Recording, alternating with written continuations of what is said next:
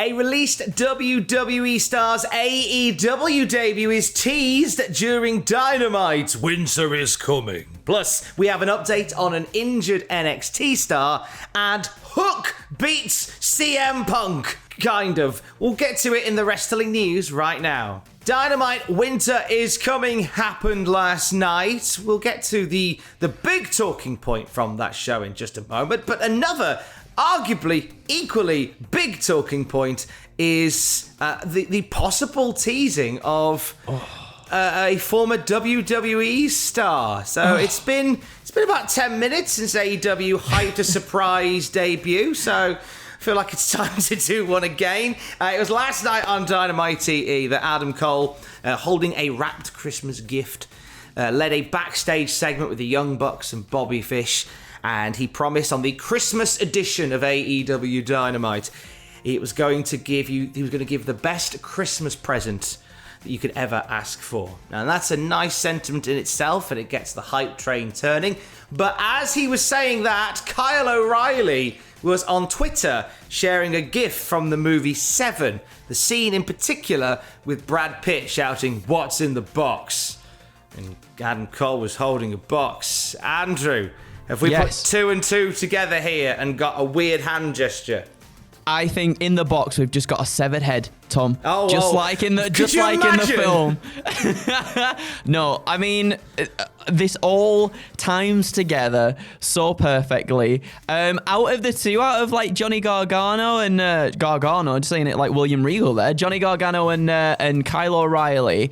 It seemed almost a little tiny bit up in the air about what Kyle was going to do next. Maybe he is literally just teasing us and making us think this is what's going to happen. But, I mean, it would be a phenomenal Christmas gift, and it would start to plant the seeds, I think, for the Undisputed Era and Elite clash or crossover. They might just form some like super disputed Elite era, and it would be insane. But I'm very excited about whatever it is. I'm very excited about it. There's more fun, I think, to be had in an era versus Elite story. I think. I like if this is what we end up doing, because this is very speculatory. If this is where we end up going, I think there's a lot of releases from WWE, a lot of names floating around the market at the moment, and I try not to be the guy who just goes, "Oh, they should definitely go to AEW. They should definitely go to." Not everybody needs to go to AEW. No, I think for a lot of people, their futures lie in other promotions.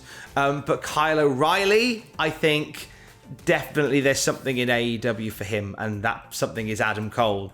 Love the idea of Adam Cole and Kyle O'Reilly having this rivalry that crosses promotions and multiverses, and they keep finding each other in every promotion they work for. I really like that idea of being a thing. But like you say, it could just be Kyle O'Reilly playing silly buggers. It very well could be. Another thing though as well is, obviously we talk a lot about should AEW just be signing people, because they've already got such a stacked roster. But I think stacked. But I think Kyle O'Reilly is almost an exception in that obviously he can be a part of an Undisputed Era in AEW and be part of this storyline, but he can also do the Red Dragon thing with Bobby Fish as well on the tag division, and that would also give him something else to do, him and Fish, rather than someone getting lost in the shuffle after perhaps like a big storyline thing and then things start to die down a bit. At least there's something else that he and Fish can go on to do if Adam Cole then goes on to kind of propel into the main event scene. I'm not really sure, but I think I think Kyle would be a fantastic acquisition to the roster for sure. Also last night on AEW Dynamite, Winter is Coming, we had a match that opened the show and dominated the show. Spoilers immediately if you haven't seen it. Bryan Danielson and Hangman Page go to a 1 hour time limit draw. Another belter of a match for Bryan Danielson, who is just working some of the best matches right now. He really is.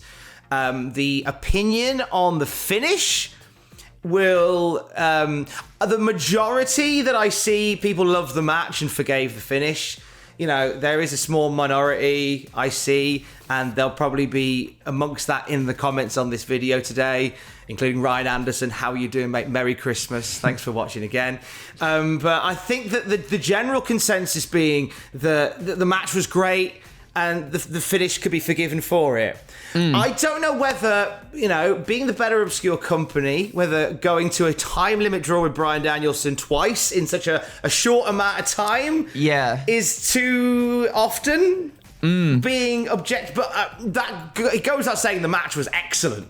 Yeah. Excellent match. Without a doubt. And obviously, I think the idea is for Tony Khan is to just keep building a long story that's eventually going to get to the point where Paige decisively, and divisively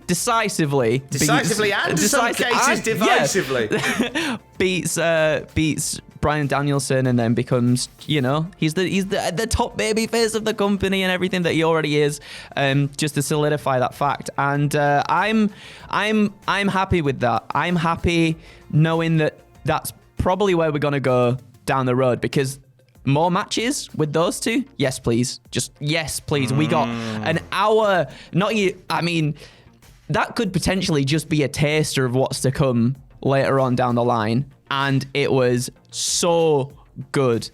And just any excuse for those two to get back in the ring together is I think a big win for all of us. So yeah, whilst the ending might be a little bit sort of divisive for some people, I think it's built into a bigger thing. A 90-minute rematch, maybe. Yes, yes, please. Let's just give us I really want to see a title submission match. I think that would be very good, because then that kind of puts Hangman Page in a position where he's like, Danielson's got the upper hand here, but I'm going to beat him. I'm going to be the big boy, and I'm going to prove that I deserve to be here on the top of the world. Bless him. I don't know what I'm on about, Tom, today. I've had the booster jab. My head's all foggy, but we're here. We're doing it. We're doing a news. Bless you. You've had the booster, and you're a little bit foggy from that. You watched Spider-Man last night. No spoilers. No spoilers. Don't want to know about what the Penguin did. So I get you for being fuzzy. Some clarity on the status of Zoe Stark now from NXT. She posted a video on Twitter saying, officially off the crutches and walking on my own. The next stop is running. Zoe Stark hoping to be back in NXT sooner rather than later.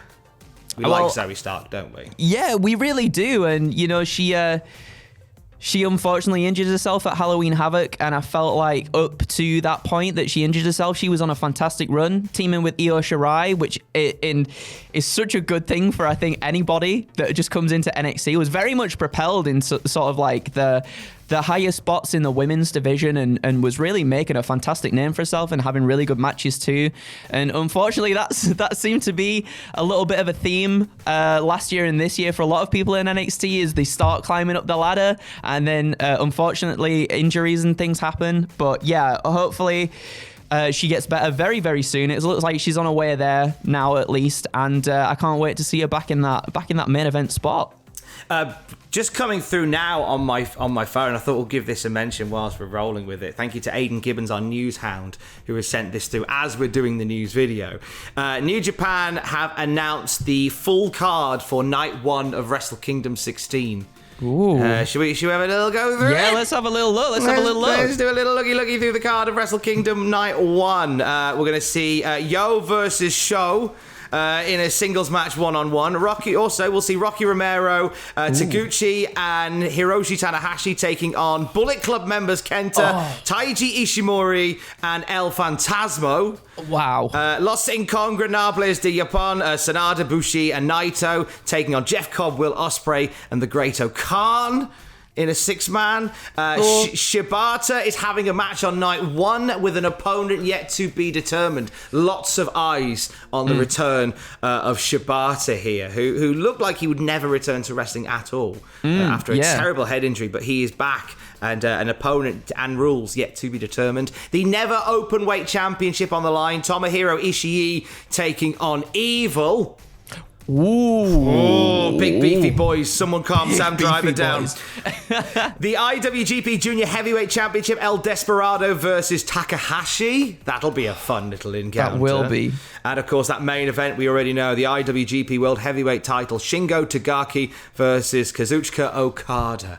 So that's mental. That's night one. That's night one. That's insane. How's night two even going to top that? That's my God. That's come down the wire literally right now. So throwing that in there. Wow. More to come on New Japan's amazing showcase in January. We end on the news that Hook has beat CM Punk. What? In selling T-shirts. Oh. So, a little bit on Hook and his debut from just under a week ago at Rampage. Your thoughts on Hook? Love Hook. That, The film's really good as well. Lest we forget that Tony Khan put Hook in a match on the debut of what the film Hook was. The 30th anniversary of the release of the movie Hook. He's a clever man. He's always thinking ahead. I thought he was fantastic. I really thought he was fantastic. Showed a lot of promise. And I think in a few years' time, he's going to be a main eventer without a doubt.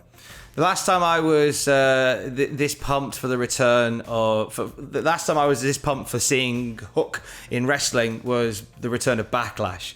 There's a statement. There's a statement good. for the old school fans right there. I like that. Multiple sources are reporting to us that the AEW roster were ecstatic about the debut of Hook. A lot of love behind the scenes for Hook. And the hype from Hook, a lot of hype from Hook online, led to Hook's t-shirts being the top seller this week on ProWrestlingTees.com, becoming the first AEW star to outsell CM Punk merch since Punk's return. I think the first wrestler anywhere to outsell CM Punk merch since CM Punk's return. So fair play to Hook beating CM Punk. Absolutely. Do you think we're leading down? That could potentially even lead into a storyline. Who knows? Punk has already said, send Hook. Yes, yeah, that's true. Oh my! And then eventually they will send Hook. That would be a great match. I would love to see that so much. It'd be good, wouldn't it? It'd be good. It'd be good fun. They'd have a lovely time. More news as we get it throughout the day at Cultaholic.com. Stay safe. Keys. Oh, love you. Bye. Nearly caught you there. No.